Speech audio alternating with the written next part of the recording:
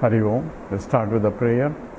Om Samasta Jana Kalyani Niratam Karunamayam Namami Chinmayam Devam Sadgurum Brahma Vidwaram Vasudeva Sutam Devam Kamsa Chanura Mardanam Devaki Paramanandam Krishnam Vande Jagadgurum Tvameva Mata Cha Pita Tvameva Tvameva Bandhuscha Sakha Tvameva Tvameva Vidya Dravidam Tvameva Tvameva Sarvam Mama Deva Deva Tvameva Sarvam Gurudeva Deva. Hari Om. We are now analyzing the Vijnanamaya Kosha of the Pancha Koshas, the analysis of the Five Koshas, and completed the Annamaya Kosha, then Pranamaya Kosha, then Manomaya Kosha. Now we are talking about the Vijnanamaya Kosha. After that we will be doing the Anandamaya Kosha. So Kosha is that which is identifying myself with the particular one, and that becomes almost a sheath or the boundary, as if defining that I am within that. So she's after analyzing the Manomaya Kosha exhaustively, says Tasmatva etasman Manomayat Anyantara Atma Vijnanamayaha. The Taittiriya Upanishad says, now we go innerwards, even this is pervaded by the Vijnanamaya Kosha, that is the intellectual sheath. All are part of the mind only. The mind itself, based on the functionality, we differentiate into four parts or four functions and call it four different names. One is the buddhi, which is nischayatmikam, that is which is determining factor, and that's the one that is required for knowing this right or wrong, dharma, adharma, and all new knowledge is gained through buddhi only. And that's what we are analyzing right now. The mind, which is called so-called mind, even though whole package can be called mind, the mind is an emotional center and it is subservient to the Vijnanamaya Kosha, because Vijnanamaya Kosha pervades even the mind also.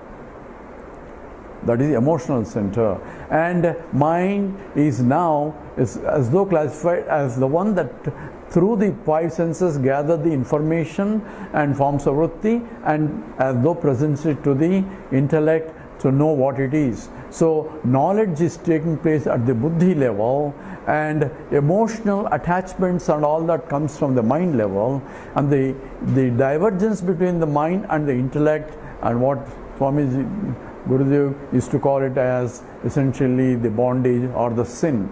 So whenever the mind and intellect are divergent, that means intellect knows what is right, but we feel like doing something which may not be right, because the mind is taking as though reins in its hand, overpowering the intellect, and that's what is called a sin. So when mind overpowers the intellect, we lose the willpower in the process. We may go along with the mind because of our attachments to that, but ultimately intellect, being superior, will question the validity of the action, and therefore it questions, why did you do it, and so on. It says, my conscience pricks. People say that his intellect is essentially pricking, and one goes through essentially hell because of that. Because of this disparity between the intellect and the mind part, all human problems come, emotional problems arises. Intellect may not know, and it needs to be educated, and it can gain the knowledge through a process of knowledge or knowing process, through a pramana.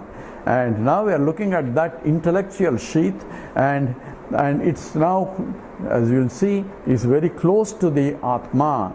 And that's what is being defined here in the sloka 187 that we took last time, is anuvrajaschit pratibimba shaktihi vijnana sangya prakrutir vikaraha. So vijnana sangya, it's called vijnana kosha, and it is prakrutir vikaraha. It is essentially modification of the prakriti itself, or a product of the prakriti. Vikara here is a product of Maya. And jnana kriyavan aham iti ajasram dehendriyadishu abhimanyate prusham. And this anuvrajas chit pratibimba shakti, it has, even though the intellect is inert by nature, because that's inert, made up of a material which is called subtle material, or from the subtle elements, even though it is of the nature where buddhi has most part of the sattva part, because it is trying to gain knowledge or capability to gain knowledge, so it's a made up of the sattva guna aspect of the prakriti, and it has a capacity to reflect the consciousness. So consciousness reflects itself in the buddhi and make the buddhi as though alive. So buddhimatam asmi is the statement of Krishna in the Gita.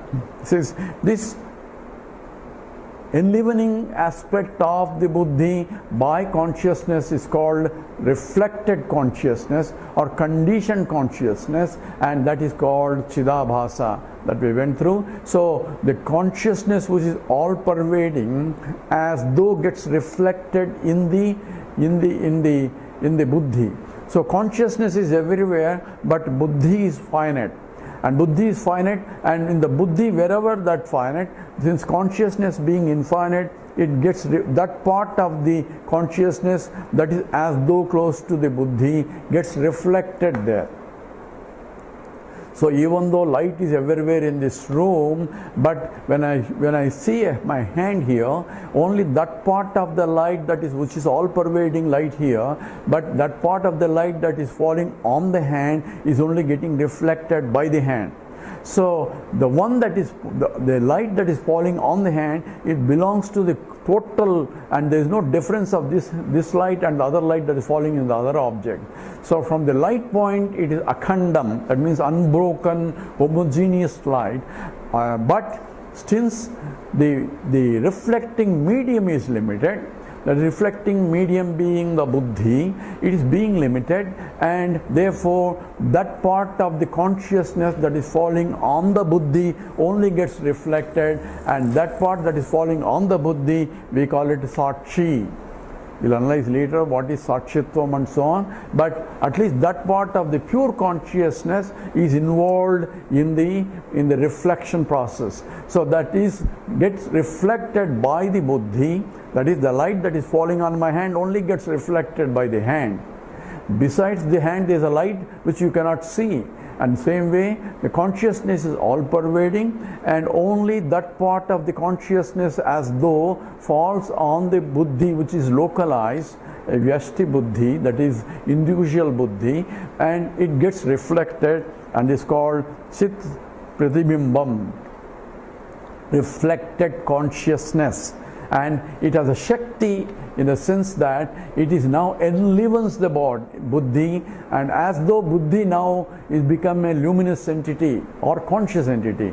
Just as the moon is become a luminous entity in the sky because of the reflection of the sunlight.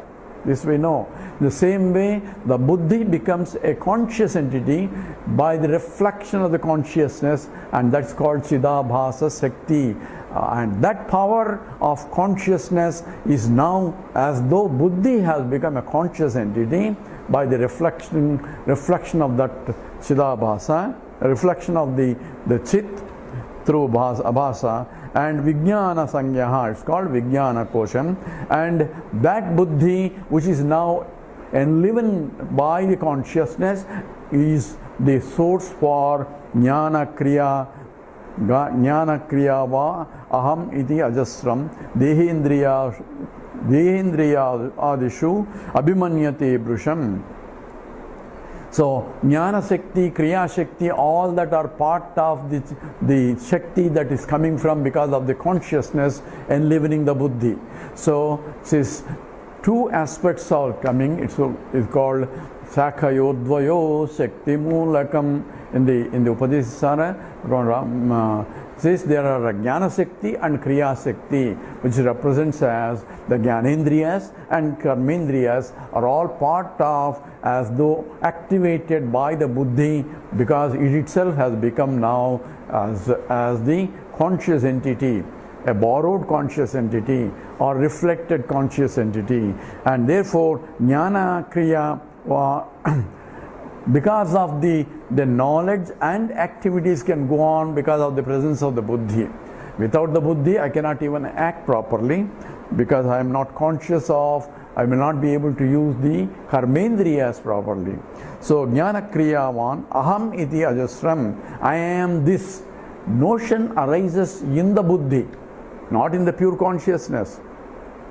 Pure consciousness is always all pervading, not even in the Sakshi. Sakshi is that part of the consciousness that is falling on the localized Buddhi. So we have to be careful here. What is Sakshi and what is total Brahman? Even though the equation of Tattvamasi is Sakshi is equal to total Brahman. Kshetrajnam chavimam viddhi sarva kshetreshu bharata.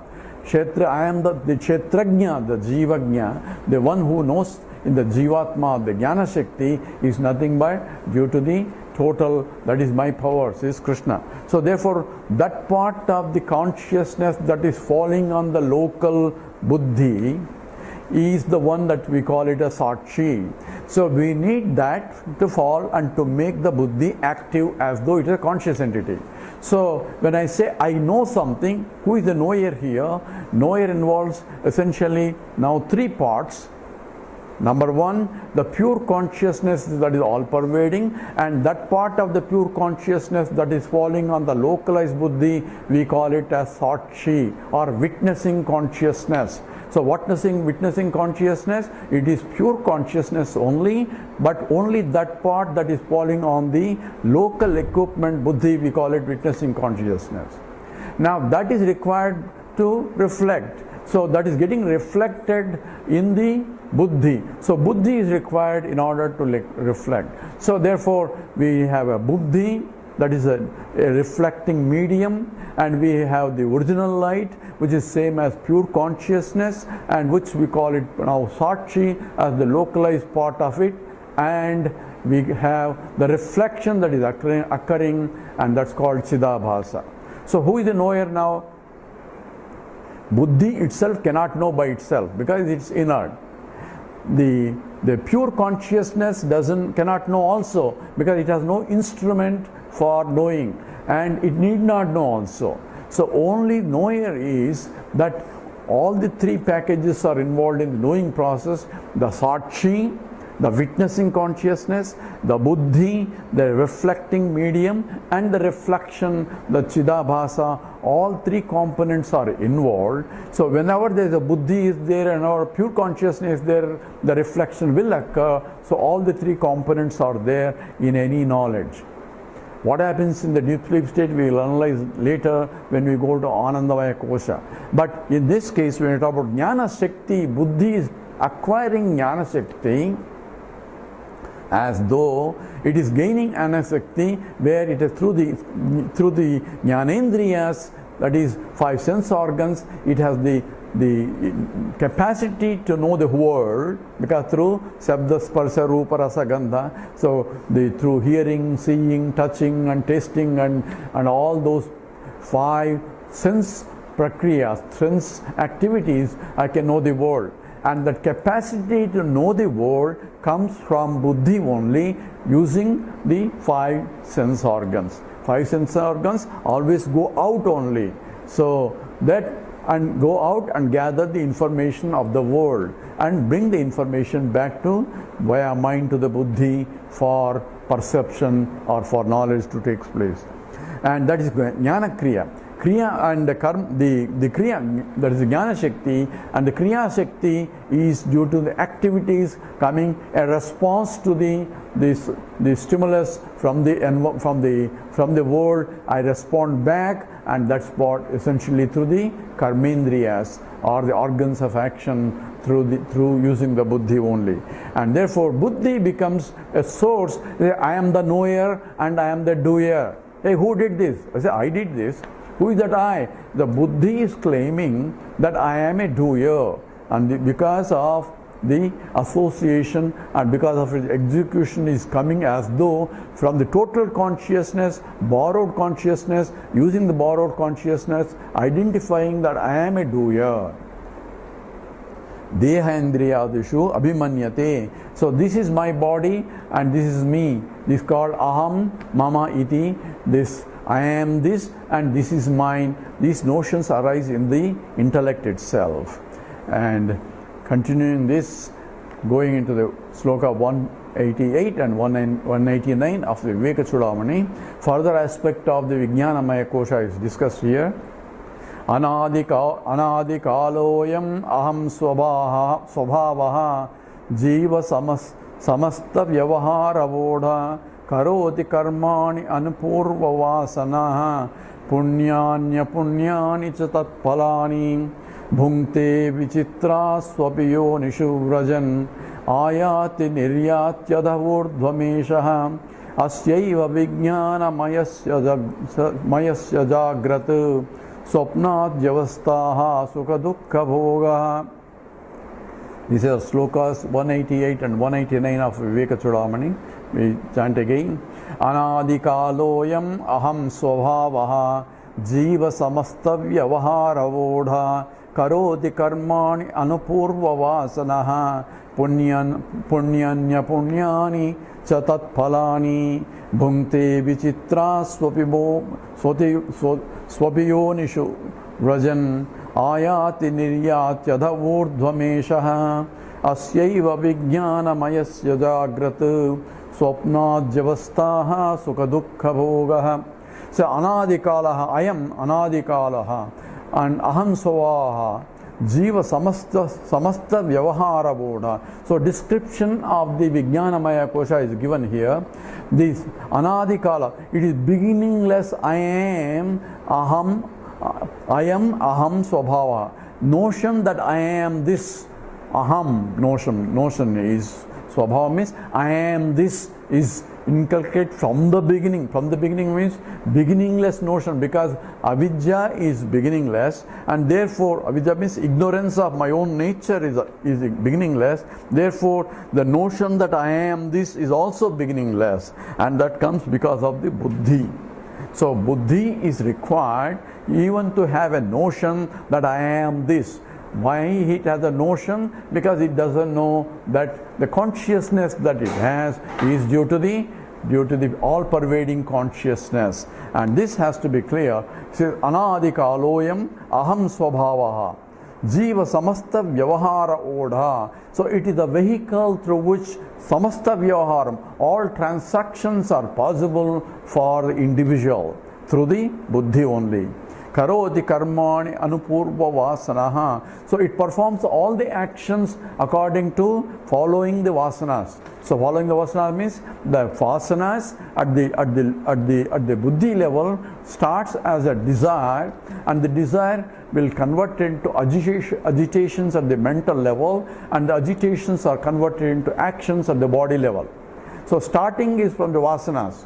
So vasanas propel as a desire or germinate as a desire in the buddhi. Suddenly I get a vasana, suddenly I get a desire that I want to have a cup of coffee. So, or I want to have this, or I want to have this food, or I want to have that. All those desires are coming in the buddhi because of the previous samskara. Previous samskara means previous vasanas that I have established by indulging in those in the past. Suddenly I don't get an idea that I want gaga boo because I don't know what is gaga boo. So there is no desire for gaga boo because there is no vasana for gaga boo, because I have not enjoyed gaga boo in the past, because I myself don't know what it is. So essentially the vasanas are the subtle impressions that came because of the indulgence in the past, because of the karma only, and that's why it's called also karma, because it's only result of the karma.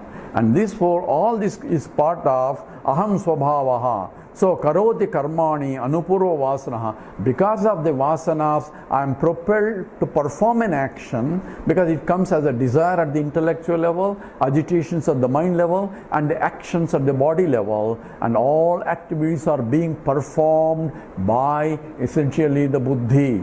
Buddhi is propelling force and the guiding force in terms of actions. So I want to make a cup of coffee. The buddhi knows how to make it. In the past, it has a knowledge of how to make it. So it propels the mind and the body to do the appropriate actions. So with the intellect is behind in terms of what I am doing, in terms of any particular actions. And as a result of this vasana propelled activities, punyani apunyani cha tat palani. So there are merits and demerits. Therefore merit comes when punyam comes, when the actions are good, and the papam comes when actions are bad. That is, what is good and what is bad, who is good deciding factor according to the dharma. So we need to know what is dharma. So that following what is righteous path is dharma, and dharma involves both the samanya dharma and visesha dharma, that which is particular to the across the universal dharmas, and universal dharmas what Krishna calls as daivi sampatti. In the Gita, it talks about what is the qualities that are of the divine qualities, and those are the one that who follows are the one that gives me the punyam. Punyam is that which takes me to higher, and papam is that takes me to lower. So we have punyam and papam are the merits and demerits, and tat palani, the results of those. So whenever somebody is enjoying suddenly or born in a conducive environment with everything there, that's because of the previous punyam only. It's not like a random process. It is a process well defined, because everyone has to experience the results of the actions that are performed in the past, and that is the law. So, bhunktehe vichitra swapi yonishu vrajan ayati niryat yadha urdhva meshaha asyaiva vijnana mayasya jagagrat swapna javastaha sukadukha bhogaha. So, because of the vasanas, bhunkte enjoy or suffer. Bhukta means both enjoy or suffer depending upon the punyan and papam. And vichitra swapiyonishu vrajan. So I take also birth in a particular environment or particular place to exhaust this punyam and papam. So I have collection of the total vasanas which are called sanchita karma, and in that quota of there is a punyam and papam. If everything is only punyam, I will be born in higher lokas where there is more enjoyment, and if it is a completely papam, I go down into lower lokas where I suffer a lot more. And if I have a balance of this, then I am born in the karma bhumi, that's called essentially where I can either accumulate or exhaust new vasanas, or acquire new vasanas or exhaust the old vasanas. So this is depending upon the